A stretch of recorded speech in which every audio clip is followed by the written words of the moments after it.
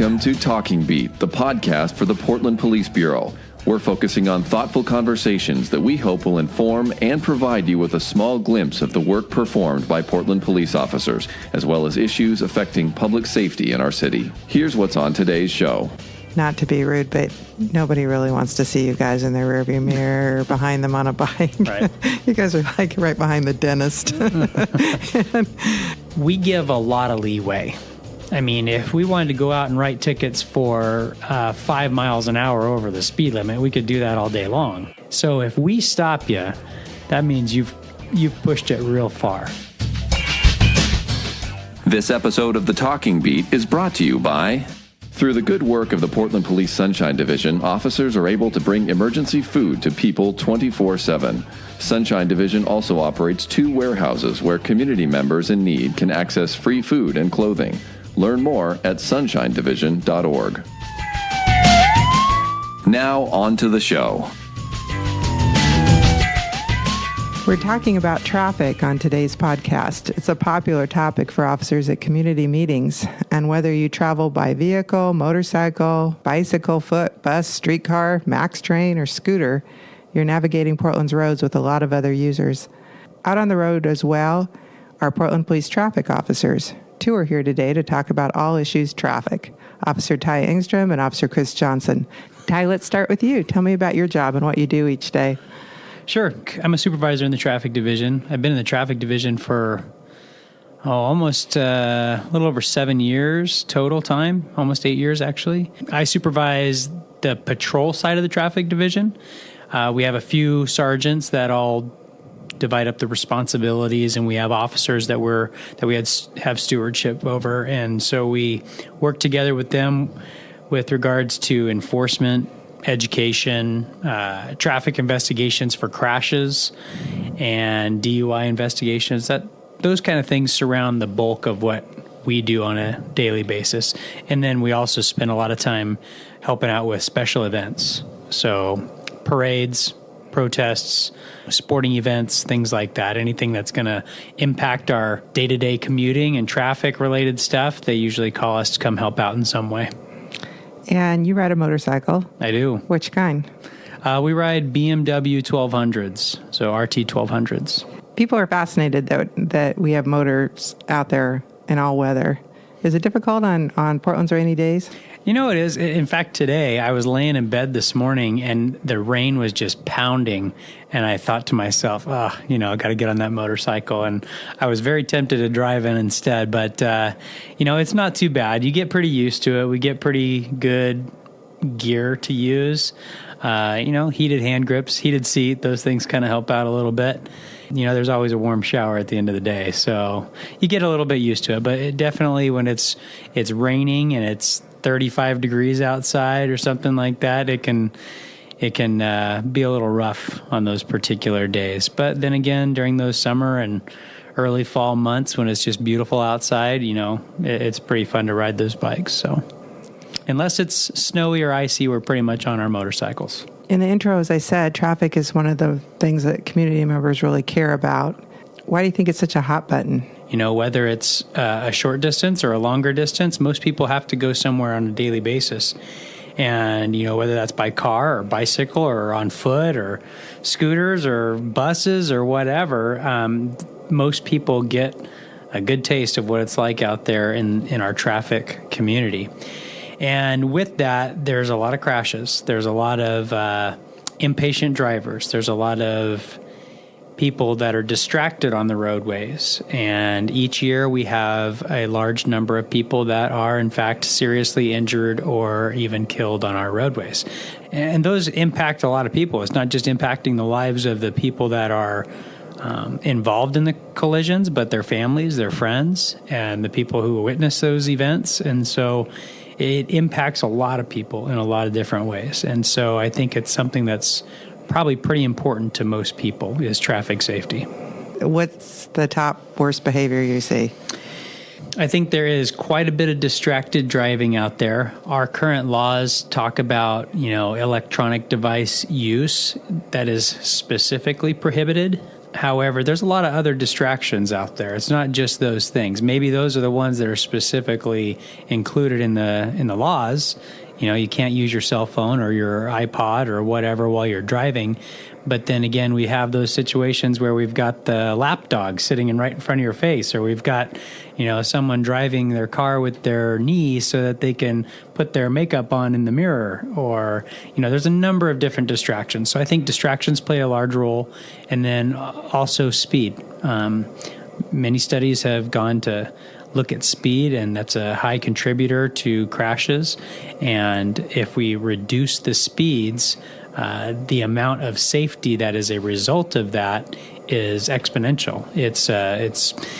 It's pretty evident that as you increase speed, your likelihood of serious injury, especially if you're a pedestrian and you're involved in a collision, if you're hit by a car, your risk of serious injury or fatality goes up pretty exponentially with small increments in speed increasing. I want to go back to distracted driving for a moment because I think we all focus on texting. First of all, the law says you can't even touch your phone, correct? Yeah, that's correct. Even if it's totally turned off, you can't hold it in your hand. The law does allow you to use a single touch or a single swipe to activate or deactivate the phone or an app. So an example would be, let's say I've got my phone in a cradle up by the dashboard, and somebody's calling in, and I can hit accept, or I can turn off the phone afterward by hitting end or ignore the phone call. So I can do a single touch or single swipe. Or maybe I want to start my map route. I've already plugged in the location before I started driving. Now I'm ready to use that map. I can hit start to activate or deactivate the apps. So you can touch it in certain circumstances, but you cannot hold it in your hand. We focus on the texting and the talking on our phones, but I've seen people shaving, reading their paper, eating a hamburger. You can cite them for that too? Not under that ORS, that's Oregon Revised Statute, not under that particular law, but we have other laws that can take into account those types of behaviors. Careless driving is a pretty all-encompassing type of law where if they're doing anything that can put other people in danger, then depending on the level of that danger and the level of their actions, it could either be a violation of careless driving or it can be a crime of reckless driving, which a crime they can actually go to jail for. So it depends on how serious it is and, whether they're doing other things in conjunction with that. They're eating their hamburger and drinking their soda and they're swerving all over the road and they just ran a red light because they weren't paying attention. Over the years, have driving habits changed with marijuana becoming legal, with telephones and the advances in technology? Do we see more distracted driving? Do we see people driving under the influence? Absolutely. When we didn't have all these cellular phones, that wasn't as big of an issue. I'm sure there were other distractions back then, but that definitely has become a huge part of people's lives, and they feel very connected to their devices, and it's pretty hard for people to get along without them, even if it's for a short commute down the road. So that's definitely plays a big role. And then with the legalization of marijuana, both in Oregon and Washington, there has been an increase in the number of people that are driving while impaired. And that's definitely something that's we're learning more and more about as we go. But Portland does have a good-sized group of officers that are certified as drug recognition experts or evaluators, that they go through specialized training to make sure that they're able to differentiate between the different types of drugs that people could possibly have in their system when they're displaying impairment. We're doing what we can to help combat that, and we want to get the word out that sometimes you might not feel impaired, whether it's by alcohol or by the drugs. Maybe you feel pretty good. But our advice is always, if you're going to use any of those substances, whether it's alcohol or some legalized drugs, that it's better to just not drive at all afterward. Get a friend, get an Uber, get a taxi, whatever. We focus a lot on driving behavior, but there's also the vulnerable road users. There's bicyclists, there's scooters, there's pedestrians. And last year we had a significant number that were either injured or killed. They play a role as well. What can they do to stay safe? So anybody that's not in a car, they're not protected by that steel and metal all wrapped around them and airbags and such. So they're pretty vulnerable.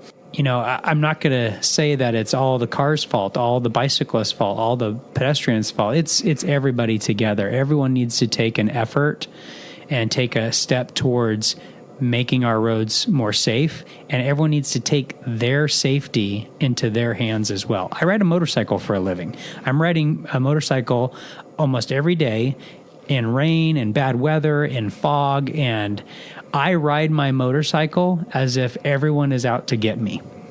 It may seem kind of harsh to say that, but I have to ride that way to make sure that I can go home at night to my family. So I just anticipate, I'm sure that person's going to cut me off. I just anticipate it. And when it doesn't happen, great. But when it does happen, I'm not surprised by it.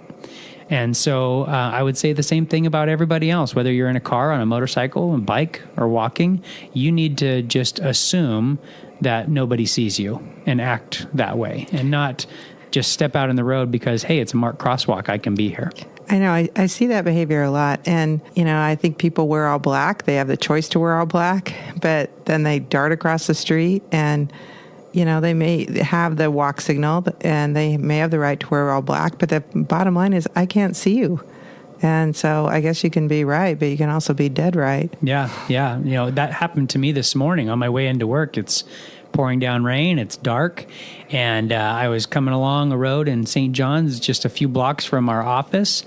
And I happened to notice a person walking on the sidewalk. They weren't trying to cross or anything, but I saw this person dressed in all black, and they're walking. So their arms and legs are moving. And but I did not see them until I was almost right next to them, right alongside of them. We weren't going to collide. They weren't crossing or anything, but it just caught me off guard that I didn't even see that person until I was probably within 5-10 feet of being on the same plane as they were, parallel to them.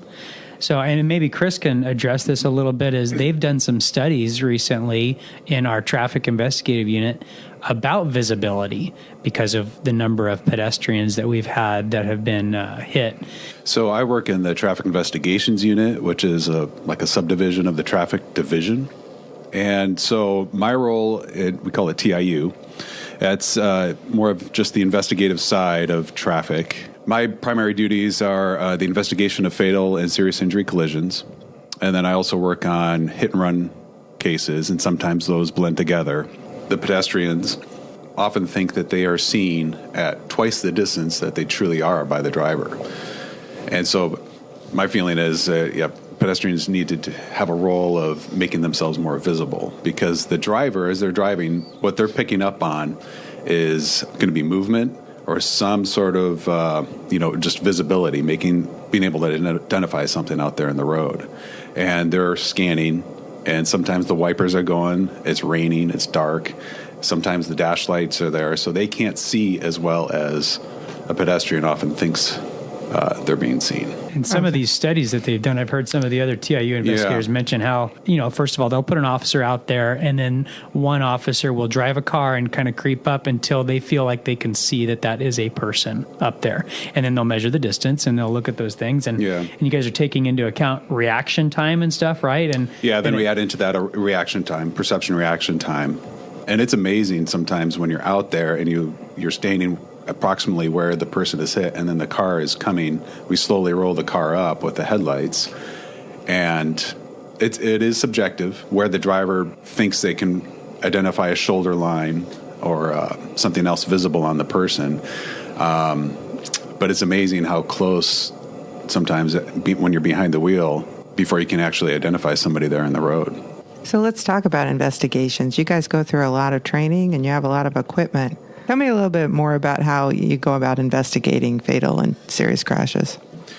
Well, I've been in traffic investigations for 15 years, and it started off with going to some basic classes put on by the Institute of Police Traffic Management. It's based out of Florida, University of Florida, and so they offer classes around the country. It kind of gives you the basic core levels of collision reconstruction. That is what I do, is the field of collision reconstruction. That's one component of it. With that training, then we also go to pedestrian classes, pedestrian bike classes, motorcycle classes. There's you can get into the field of commercial vehicles. So I've been to a lot of those other classes. So the basic core kind of gets you kind of what I call that high school education, and then you got to keep moving on. And so it's a continual process of learning. And it's far more technical than people think. It is, and that's what appeals to me. I mean, of course, there's personal tragedy when you're investigating these cases, but if you can look beyond that, it's actually interesting work because you're dealing with a little bit of the physical world, getting back to Newton's laws and how that applies to like friction and just what causes a crash, and then the engineering. Deals with cars, and then there's the whole investigative side. It is interesting because you're just getting into why did this crash happen, who is at fault, because sometimes it's not entirely clear.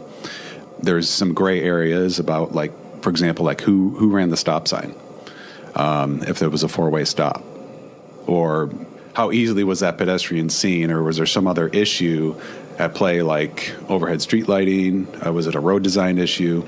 How much of a driver factor was involved in the crash? It seems like after a crash, if you have to close down a road, it takes some time. So explain to people that get frustrated that we've closed down a road for a significant length of time, why it takes so long. The Portland Police Bureau has a major crash team. And unlike other agencies in the area, Portland has a team that's specifically just for the Portland area. And so when there is a fatal or serious injury collision, the team goes out and we have a van that we drive, and then we respond to the scene, and it's the decision maker, what we call pushing the button, will get paged. Often it could be like 2 in the morning. And then once we get there, usually the scene is pretty locked down. Patrol has already closed the roadway. And then we start to do our work. There's going to be officers in this team who are going to start working on probably a search warrant for the car, search warrant for the driver's blood, to see if there was any impairment. Then my role, I'll get there and I'll start probably examining roadway evidence. I'll get a brief synopsis of how the crash happened, what witnesses had said occurred. But you can't always trust witnesses, and so you have to also look at the roadway evidence. Does it fit with what the witnesses are saying? And I'll start marking evidence, and then once that's done, then we can start scanning the scene. If I'm comfortable with, I've highlighted and noted all the evidence, then we break out what's called a FARO, and it's a 3D scanner. And then once you get several different scan points, we can mesh that all together with computer software and get a good 3D view of what the scene looks like. So probably the advances in technology have really helped you guys. Yeah, absolutely. We've come from an age where we were just doing what we call baseline. We're out there with tape measures and bricks holding down the tape on a windy day, to what we call a total station. That's kind of basically surveying equipment, to now we're up to the 3D scanners. And in the future, maybe we'll have drones. Or unmanned aerial vehicles. Yeah. We just had a presentation on that just recently from Oregon State Police. They're actually using them on their major crashes, and they can put out just a phenomenal product in a much shorter period of time. So your original question, Terry, you were talking about the people that are getting stuck on the roadways and stuff, and maybe we're having to shut down a freeway or something like that.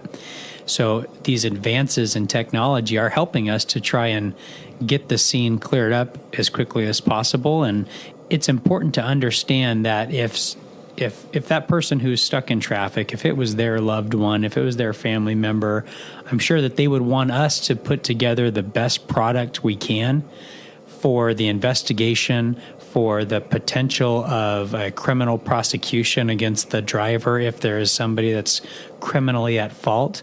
So we're really trying to do the best job we can for all parties involved. And sometimes that just takes time. And I know it can be frustrating. And moving away from the science part of it and talking about the human part of it, without getting too graphic, I know that officers roll up on some really horrific scenes. Crashes aren't kind to the human body. What kind of toll does that take on officers, and what do you do to prepare for that and manage that in your own personal life? For me, I think it's just a mindset that I have a job to do when I get there. So maybe it's compartmentalizing. You don't focus too much on the emotional part of it. When I'm there, I'm trying to be objective. And part of that objectivity is just kind of maybe setting aside those feelings, and we're here, we have a job to do, and in some cases we're trying to seek justice for the victim or the victim's family, so that kind of takes precedent. I guess you can think about it later after you get home. You think about the tragedy and the what that family is feeling right now as they have just learned that their loved one has been killed or seriously injured, or they're going to the hospital. So, and sometimes, especially like with kids, when kids are killed, that definitely touches deep down in your emotions, especially if you have kids.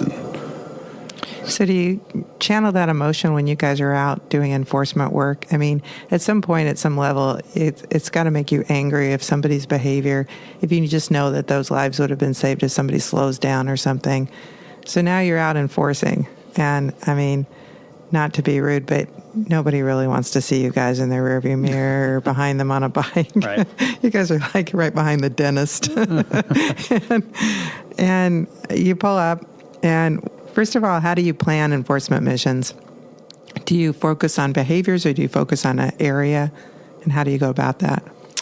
We focus on both those things. One of my responsibilities within the traffic division is to review all of the enforcement requests that we get. And whenever someone has an issue in their neighborhood or wherever they start to see some speeders or anything like that, they can contact 823-SAFE, SAFE, and that is the city's hotline number where they can leave their information and someone can get back to them and to get more details about what's going on.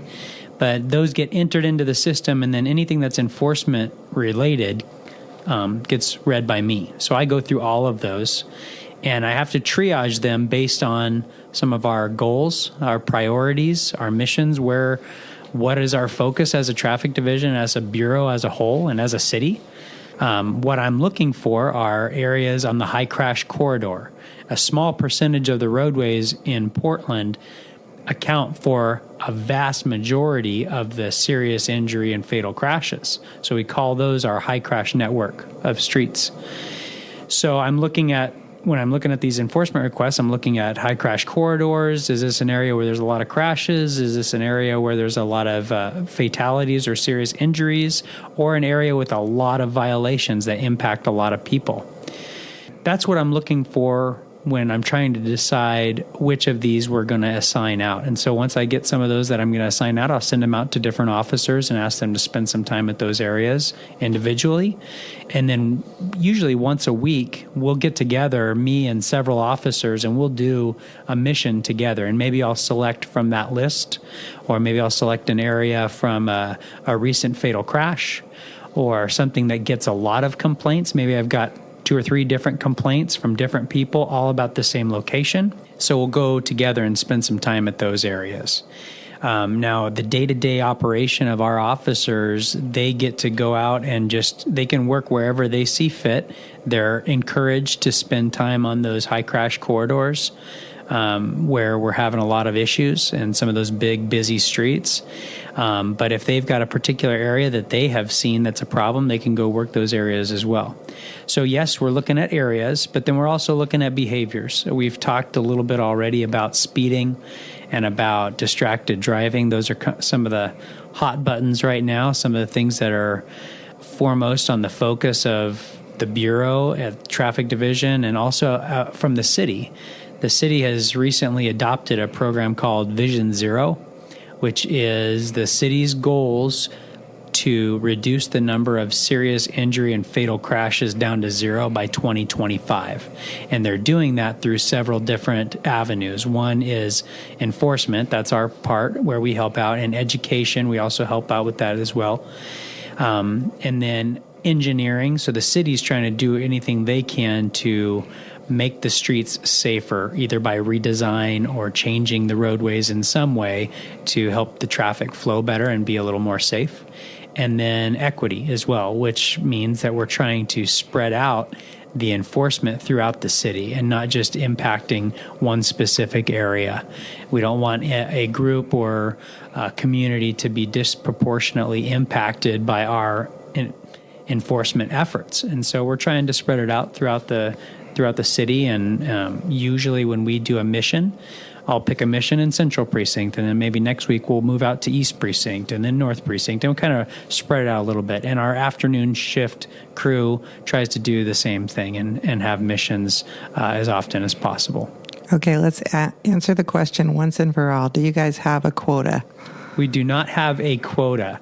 There are certain grants that we receive from ODOT, and they're paying us to be out there and to be visible and to contact people with regards to their behavior. So for those particular grants, when officers are working those grants on their own time, they're encouraged to have a certain number of enforcement contacts per hour, but that doesn't always have to be a ticket. That can be a warning. The point is to get out there and work. We're traffic officers. This is our job, and if we're not doing anything during that whole hour, then what good are we to the community? So it's our goal to be out there and just contact as many people as possible and help to make an impact in that particular area.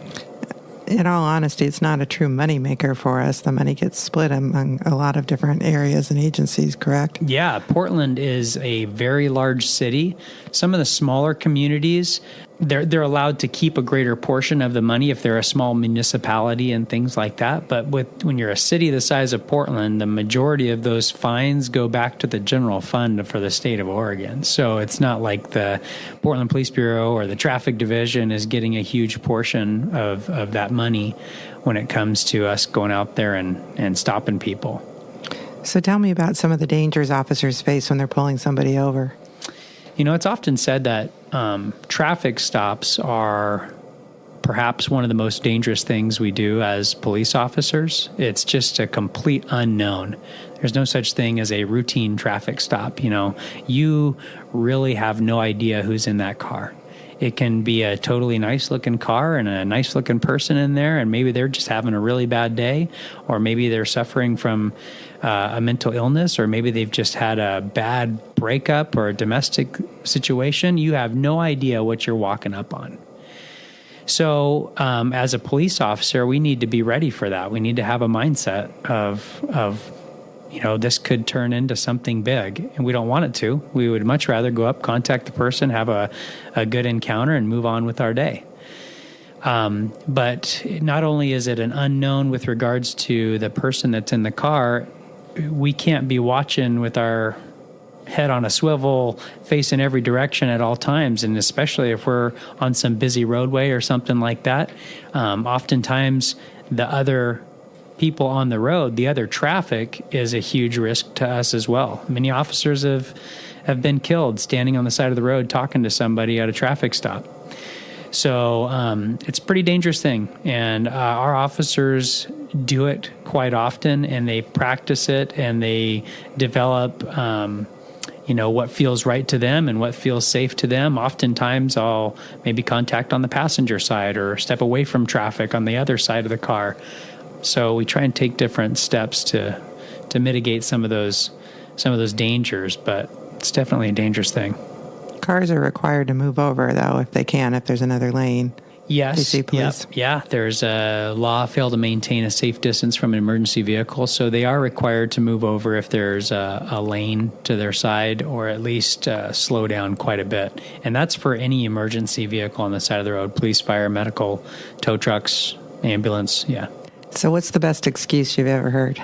Best excuse? Oh, I don't want to give away any too many ideas for people to try and use or anything like that. But sometimes you can tell that it's they're trying to come up with something, and sometimes there's been some genuine good excuses out there. But, okay, let's say the worst. What's the worst excuse you've ever heard? The worst? Oh boy. I had one gal that I stopped for speeding once, and her rationale was, well, if I go faster, I'll save gas because I'm getting there quicker. It doesn't work. You probably can't tell me this either, but how do you decide whether to give a citation versus a warning? Well, sure. I can't speak for all officers, but I will say that the majority of traffic officers probably feel the same way as me, that we give a lot of leeway. I mean, if we wanted to go out and write tickets for 5 miles an hour over the speed limit, we could do that all day long. I mean, everybody's driving over the speed limit. And so the majority of traffic officers give quite a bit of leeway when it comes to speeding. I'm not going to say a specific number because I don't want to give a magic number out to everybody and say, oh, it's okay to go this fast because you're not going to get a ticket. But we give a lot of leeway. So if we stop you, that means you've pushed it real far. And same thing with a lot of violations, running red lights or things like that. I have a certain guideline for myself when the light turns red, where the position of the car is, kind of a thing. And we give people a lot of leeway. So generally, if I stop you, the plan is for me to give you a ticket. Now, oftentimes, I work with people. My goal is not to punish people and impact their lives and their livelihood with a bunch of fines and things like that. That's not what I really want to do. I want to have licensed, insured, safe drivers on the road. Those three things: license, insurance, safe drivers. So if I can help them understand that and change their attitudes and behaviors with regards to those topics in some other way, then I'm all about that. We have a number of different classes we can offer to send people to. Sometimes it's something that they need to get fixed with their car, or they need to make sure they have the right proof of insurance, or different things like that. Maybe their license status was suspended and they didn't know it, or things like that. So I'm willing to work with people lots of times on those things. Is every single person that I stop going to get a ticket? No. However, I'm letting a lot of people go by that aren't quite meeting the threshold that I've set for myself. And so that's kind of like a bunch of warnings going by, I guess. There's one behavior that I want to highlight that you and I have talked about before. And I don't know if people know the law and they're just disobeying it, or if they just think it's legal. And that is the motorcycles that come between two lanes. What's it called? Lane splitting? Lane splitting. Yeah. Yeah. Good one. That has come up a couple of different times in legislation, trying to get something like that passed, both in Oregon and Washington. And so sometimes I'll hear people say, oh, I thought it was legalized. I heard all about it, last year or something like that. But it has not passed in either state. So in Oregon and Washington, you still must stay within your lane of travel. You can't, oftentimes we see it when there's congestion. So, northbound I-5 or something in the afternoon when everybody's backed up, and you'll get some motorcycles just cruising right up on the shoulder, or maybe they're cruising in between lanes and doing the actual lane splitting. Both are illegal. You cannot do that. You must drive within your lane. Okay. Well, I have a real serious question to ask you guys. We embrace our stereotypes on this podcast. So what's your favorite donut, Ty? These days I like a good old-fashioned one that's just slightly crispy on the outside, but pretty good and doughy on the inside. So, for a while I didn't want to perpetuate stereotypes, and so maybe wouldn't eat donuts in uniform, but hey, embrace it. I'm not a donut guy, but I am a sucker for scones. Oh, scones. Scones. What kind? I just had a blueberry scone. Well, thanks for stopping by today, guys. Yeah. Be safe out there. Anytime. We'll be right back. Did you know you can report some crimes online? Remember, if it's an emergency, always call 911. But if you want to report a non-emergency crime, such as a non-injury hit and run, theft, or other crimes, or need to report lost property or graffiti, go to portlandpolice.com to learn more on how to submit an online police report. Now, back to our show. Now it's time for Tough Questions, our segment where we answer your toughest questions regarding policing or public safety. The question for today is, why do police park on the sidewalk, block max, or block traffic when responding to calls? We get this question sometimes, and people respond on Twitter or Facebook with a photo of a police car parked somewhere it shouldn't be, and there's often a very indignant question and response. It's understandable because people might see a police car parked in a handicap spot in front of a store. And officers, when they're responding to calls, are trying to get there as quickly and as safely as possible and going to address whatever the call is or whatever the issue is going on. What they're probably not going to do is look for a parking place and circle the block like any of us would do when we're driving downtown Portland or going to the shopping center. Their job is to get there quick and safe and get inside and deal with the problem. And sometimes that means parking on a sidewalk or blocking traffic because of a crash or the MAX line, or there just isn't any parking at all because the streets are full. We do encourage officers, when the scene is secure and things are safe, to try to get cars out of the street and get cars off of roadways so that traffic can flow, because we know that people see red and blue lights flashing or cars blocking. It's going to slow down traffic for everyone. But if an officer is using the sidewalk or parking in a no parking zone or blocking the street because they're going to pick up a Subway sandwich, that would be inappropriate, and that's something we do like to deal with. Thanks for listening to The Talking Beat. Do you have a question for us? You can call and leave a message on our dedicated voicemail line at 971-339-8868, or send us an email to talkingbeat@portlandoregon.gov. If you enjoyed this episode, please share it with your friends. More episodes can be found at our website, portlandoregon.gov/police/podcast.